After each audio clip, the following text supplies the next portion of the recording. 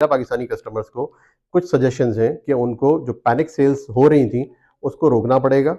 अपना जो supply chain है उसको दोबारा से रिव्यू करना पड़ेगा, फिर से ट्रैक करना पड़ेगा अपनी सप्लाई चेन। जितने भी आपके बीएल्स और कंटेनर्स हैं उनको एक दफ़ा दोबारा ट्रैक कर लें। ऑल्दो एमएससी, मर्स लाइन, सीएमए जितनी बड़ी लाइन्स हैं उनके ट्रैक रिजल्ट्स अभी तक चेंज नहीं हुए हैं।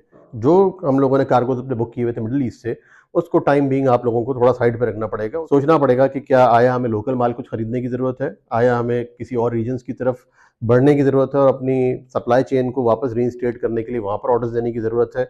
और सबसे बढ़कर ये कि जो माल आपके पास हाथ में है, जो स्क्रैप को कंज्यूम करना है आपने, उसका भी बहुत बड़ा एक इंपॉर्टेंट फैक्टर है कि उसको आपने बड़ा सोच समझ के समझदारी के साथ यूज़ करना है। अगर आपके पास जो रीबार की सेल्स है और फिनिश प्रोडक्ट्स की जो आपकी सेल है, उसकी प्राइसिंग को आपको रिव्यू करना ही पड़ेगा। आपको रिव्यू करके चीज़ों को वापस एक इक्वेशन के अंदर लेकर आना पड़ेगा और प्राइसेस के ऊपर जो इम्पैक्ट आप डाल सकते हैं और पास ऑन कर सकते हैं वो करना पड़ेगा, क्योंकि कोई बईद नहीं है। मैं एक्सपेक्ट ये कर रहा हूँ जो लोग डिपेंडेंट थे मिडल ईस्ट के ऊपर, अगर वहाँ से माल नहीं रिलीज होते हैं और बैकलॉग क्रिएट होता है तो कोई दूसरा रास्ता नहीं सिवाय इसके कि हमें प्रोडक्शंस अपनी कट डाउन करनी पड़े और उसके अंदर गैप आए और फिर वेट करना पड़े कि हालात बेहतर हो और फिर हम दूसरी तरफ शिफ्ट हों।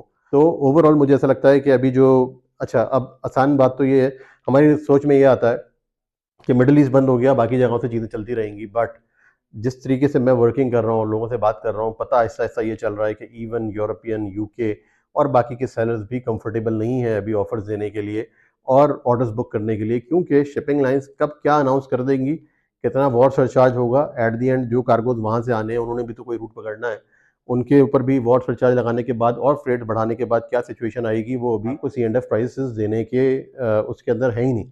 उनके पास अभी वो डाटा अवेलेबल ही नहीं है, वो उसका वेट करेंगे और फिर उसके बाद ऑफर्स देंगे और फिर आगे बढ़ के वो ऑर्डर्स रिसीव करेंगे। तो अपेरेंटली ऐसा लग रहा है कि एक हेल्पलेसनेस की सिचुएशन है, कोई भी कुछ कर नहीं सकता इसके खिलाफ। बट ये है कि जो चीज़ें हमारे हाथ में है और जो प्लानिंग है हमारी, उसको अगर हम समझदारी से कर लेंगे तो हो सकता है कि हम बड़े नुकसान से बच सकें और जो चीज़ें हमारे पास हैं उसी को हम यूज़ कर सकें अपने जो लॉसेज हैं उसको रिकवर करने के लिए। और इन द मीन टाइम अल्लाह करे कि हालात जो है कुछ बेहतर हो जाए इस हफ्ते के अंदर और आगे के लिए हमारे पास कोई लाएअमल पैदा हो सके और हम सप्लाई चेन की रिलायबिलिटी की तरफ आ सकें। बट टाइम बीइंग तो हमारी जो सप्लाई चेन की जितनी प्लानिंग थी सभी की वो कोलैप्स कर चुकी है ऑलरेडी।